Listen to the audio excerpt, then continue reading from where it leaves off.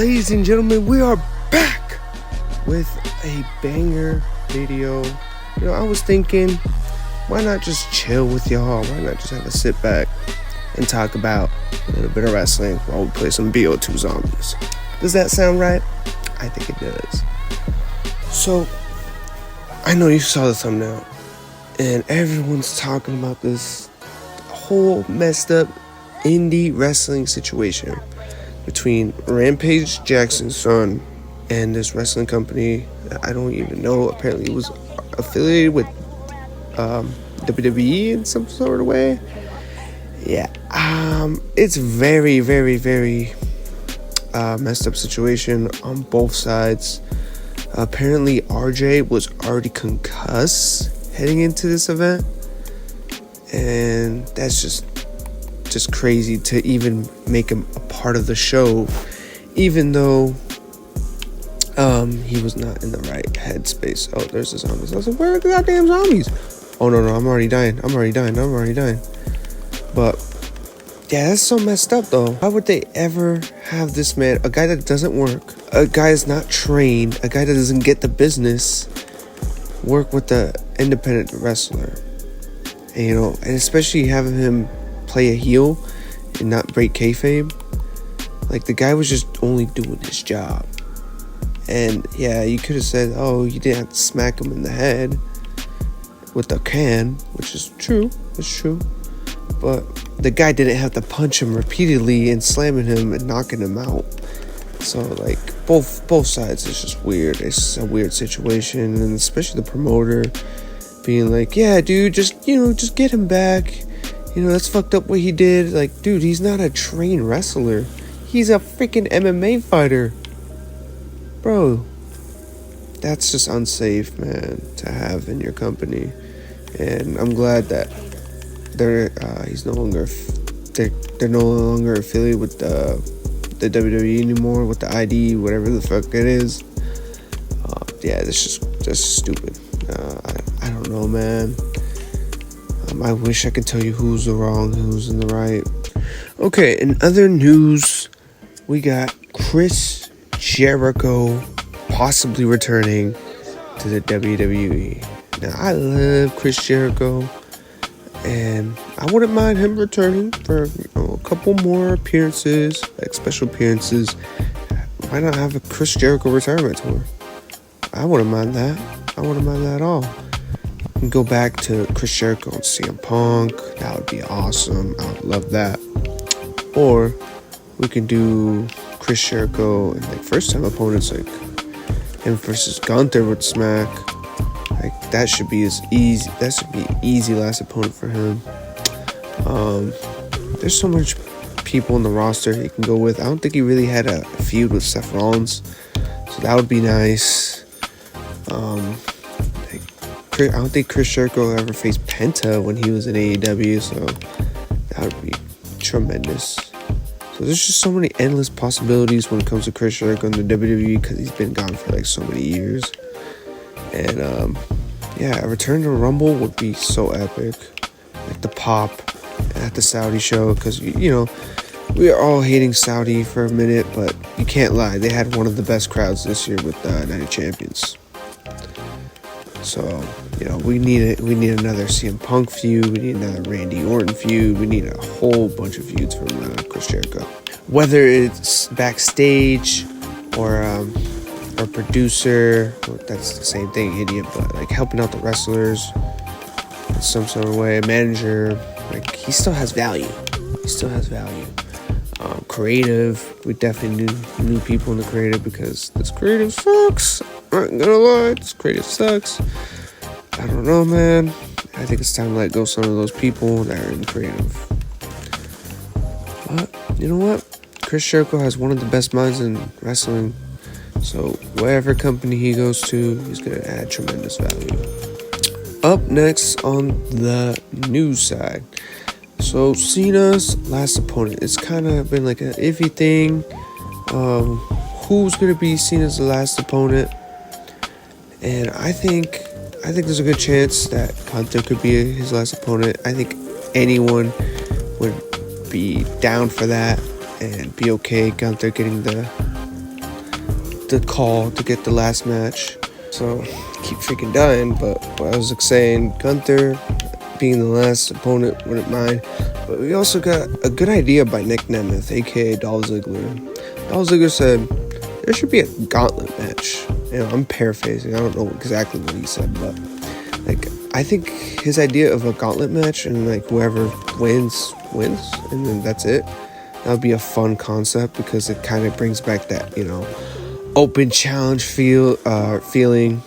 Where Cena would call out someone and then you don't know who's gonna face. Like that was a good era of Cena right there. Would love seeing that, but I think Gunther should be the guy that dethrones him, beats him, or Dirty Dom. Dirty Dom.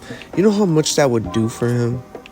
And he's already one of the top heels, and this would just make him. And he's getting babyface reactions. So if you don't want him to get babyface reactions, easy, just make him win against Cena. And but if you want to turn him face, that's all right. And we also got AJ Styles. I think AJ Styles' heel turn would be nice because all right, everyone's loving his babyface run, but I think we need cocky AJ Styles back. We need him back. We need him back as the guy that beat up John Cena. What are you gonna do today? Oh, I'm gonna mow my lawn. I'm gonna do a little chores. I'm gonna do my laundry and beat up John Cena. That would be nice. Who else? Oh, Rated R Superstar Edge. Okay, a lot of people were saying, oh, guys, Edge can return in time because his contract started in October 2023 and he probably signed a 2-year deal. And that. All right. First of all, there's a lot of things with this. I don't think Edge could. I don't think it's like any sort of possibility that this can happen for many reasons, such as one, he just started tagging with his partner Christian. Like, you know how messed up that would be? Like, all right, I wanted to go here so I can tag with you, and then at least they feuded. So, if he does leave, but this is just for one match. So it's like it's back to what Edge was feeling when he first left. Like, all right, I did everything I did, except now I face Cena, and then now I'm no more use for y'all anymore. So what the hell is the point of this?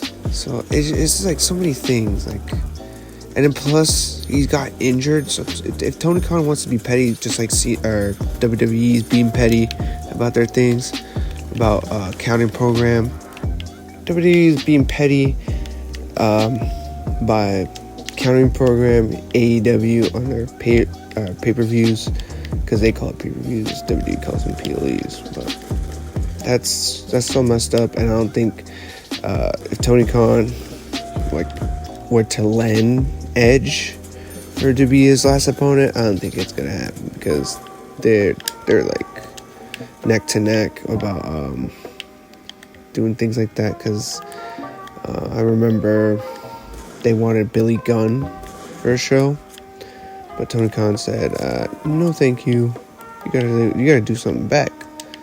You can't just have Billy Gunn for a show and we have nothing. You gotta mention us. You gotta mention he's an AEW wrestler. They didn't want to do it, so yeah, I think that's always started a war between them. Like they're gonna clash about that.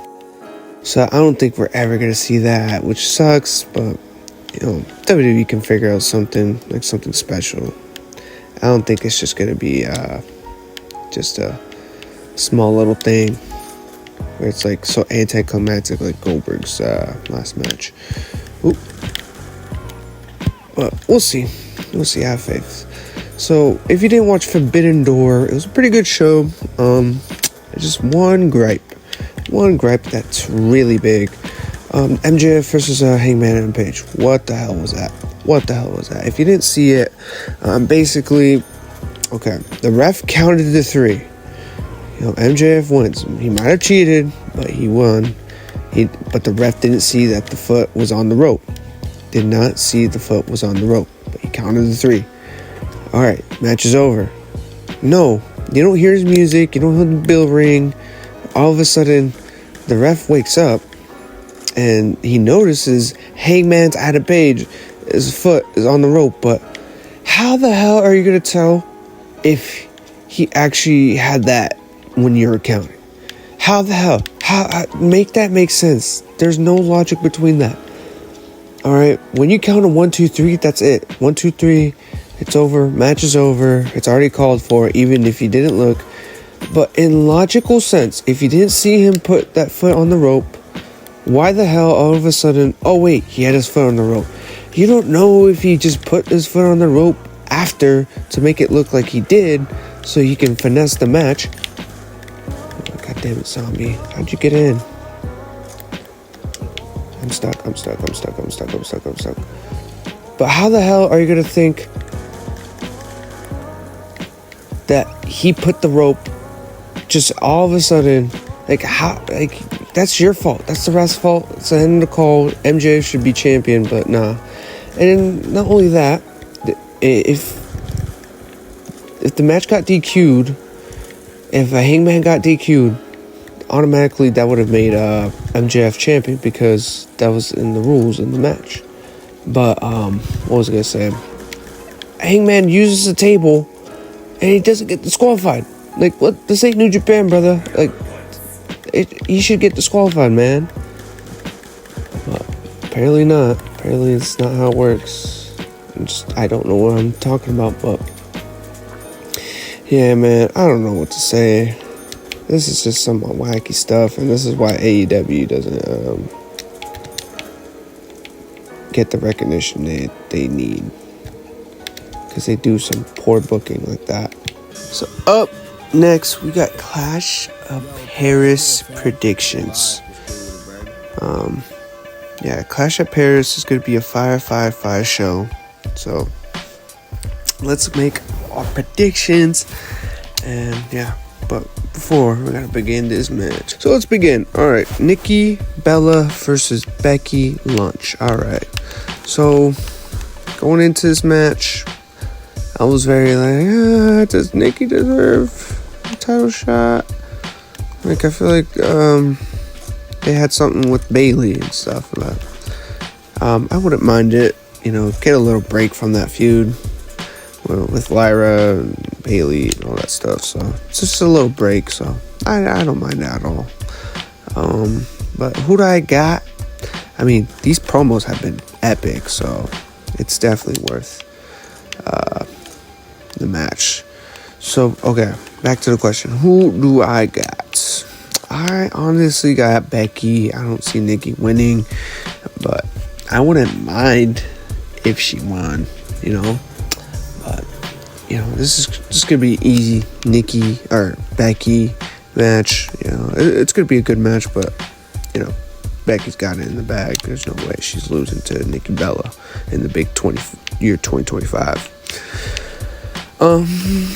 Up next, Sheamus versus Rusev in a good old Donnybrook match. So this match is going to be a banger. Who wins at the end? I think it's easily... Whoa.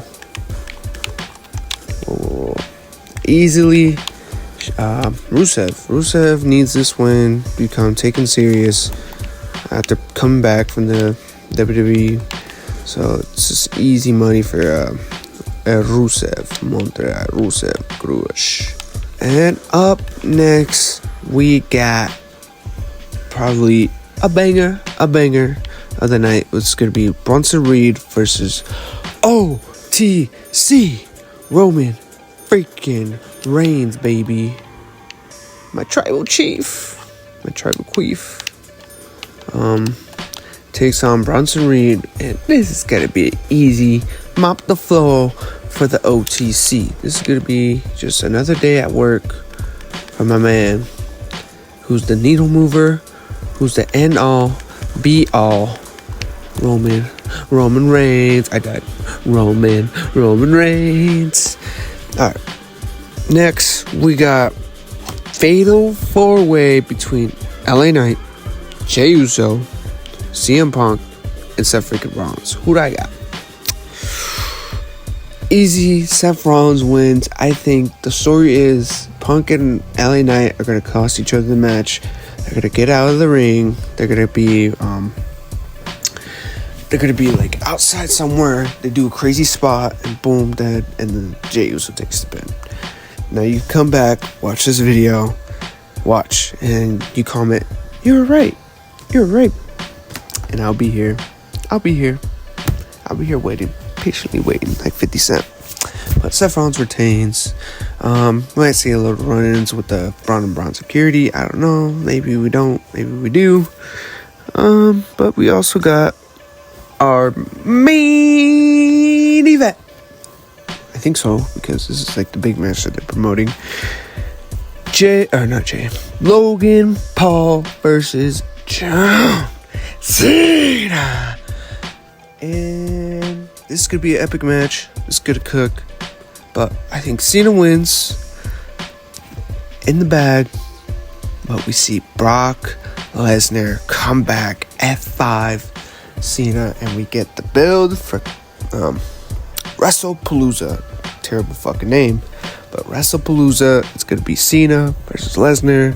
And that's how we end the show, with the France crowd going crazy, ape shit for Brock Lesnar. But yeah, that's my predictions, y'all. That's the end of the video. Hope y'all enjoy this quick little sit down where we just talk about wrestling news and wrestling stuff, what's going on. Let me know if you enjoyed this video. I'll be back with another Pentamania video. Settle! Meow! See y'all later.